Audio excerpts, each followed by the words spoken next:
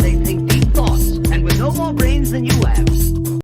Before time, the long ago. But like, there's a line where he's touring the Torrance family through the hotel, and he says this was built on a Native American burial ground, which is a standard horror movie trope. And then he says, and there are reports that Native Americans, they even had to fight them off, like they were attacking because we were doing that while they were building the hotel. And he says that as if like fun fact, like fun fact about this hotel. We had to fight off like Native Americans who were pissed that we were building this hotel on like the bodies of their ancestors. Yeah, as a matter of fact, the bathroom is actually 50% native blood. Right.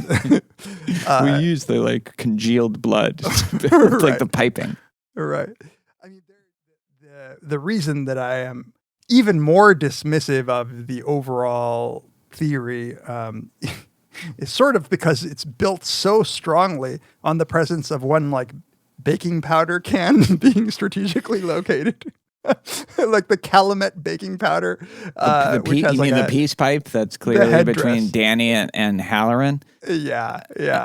It's in the background of which, by the way, the background of the dry goods room is just fodder for stuff because the moon landing person they point to the tang that's there too. But always brings me back is like, okay, they can't all be right because they are saying mutually inconsistent things. Like, but you start to like this is one of the really good things about this movie is like they'll say something like they're the guy who thinks like this paper tray is a penis. Yeah. That is one of the best ones, like just the way that he reveals, like as he's telling the story, and bam, there you go. Like the paper tray is a huge erection, and I'm like, what? What? a giant penis right when they shake hands, but that's the same guy who has that kind of interesting thing about the ghosts. Nothing good. There's no value in what they're doing. There's tons of value in what they're doing, but I am exactly the same way when they're like, well, so this is obviously Kubrick. Clearly, like Kubrick's showing that the moon landing was fake because it's the same launch pad or whatever. Right. Like it's like, well, no, it's not clearly that.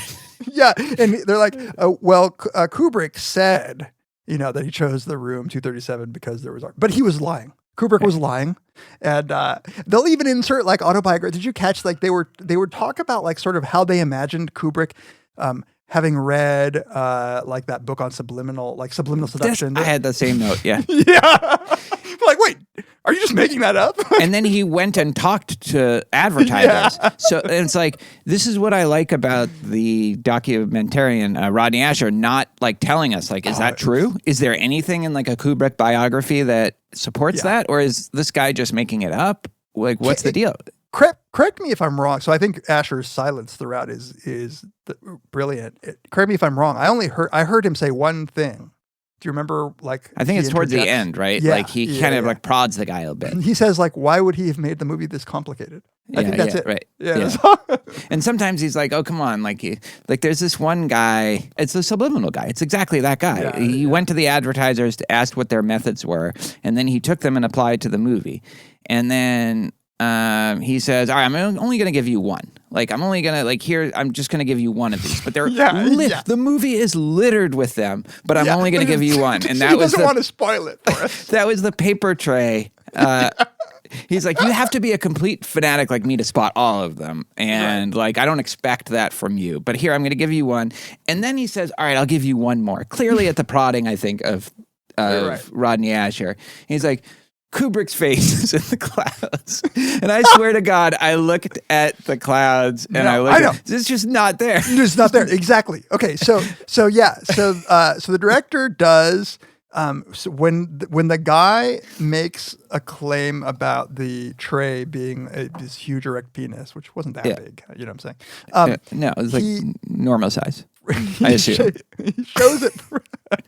He shows it frame by frame because the guy's saying like it's going to be at the frame where he shakes hands. So he is, as the guy's talking, Asher is showing us frame by frame movement until that culminates in the handshake. What he's talking about. He then does the same thing for us for the guy. Then when he says like this other one is Kubrick's face is in the clouds. Yeah. And he does it frame by frame as if to be like you thought that first one was crazy. Like, no, look, I am pausing this shit for you. Like, I dare you to find it. For that one, he's like, and this one, honestly, like, I think it's harder to spot. Like, as if the first one is kind of obvious if you've like. But but they speak of it not as interpretation, as a reveal. They're like, yeah, did you spot it? Right. Oh, you're not just telling me what you think. You're telling me that it's there. It's there, like Waldo or whatever. Like, I'm showing you Waldo now. And so, but, and you can do it. It's kind of brilliant. You can do it with the paper tray boner. So we have like the Native American stuff. It's not as if the Native American stuff and the Holocaust stuff aren't plausible themes for a movie like this. Then you have the like the faked moon landing one, which that one we can set aside because I mean, I agree that Kubrick faked the moon landing, but like I don't think this is his confession of it. Well, that's actually the hardest part to believe about this is that if somebody who faked the moon landing would be be doing like I want to tell people, but I can't. Here's what I'll do. I want to tell people like what I went through as I was like confessing it to my wife. I'm gonna butcher a Stephen King plot. And I'm going to say, fuck you, Stephen King. I'm going to I loved that. That was my favorite. That was my favorite. Like Volkswagen? The red Volkswagen. Like, this is my vehicle, and here's what I'm doing to your vehicle. It's getting crushed by like an 18-wheeler. That one was, I was watching this one with Nikki, and she was like, this is insane.